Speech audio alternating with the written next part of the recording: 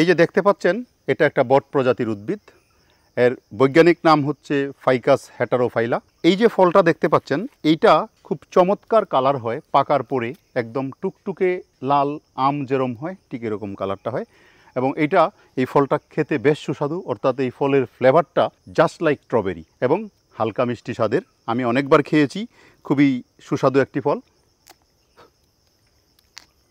হয়তো আপনারা যদি কেউ ট্রাই করে না থাকেন, একবার ট্রাই করে দেখবেন। এটা সাধারণত প্রাকৃতিকভাবে আন্ডারস্টোরি হিসাবে জন্মে। ফলটা শুধু খাওয়াই যায় তাই নয়, এর পত্র নির্যাস এবং ফল কাউকে খাওয়ালে আমাশা থাকলে আমাশা দূর হয়ে যায়।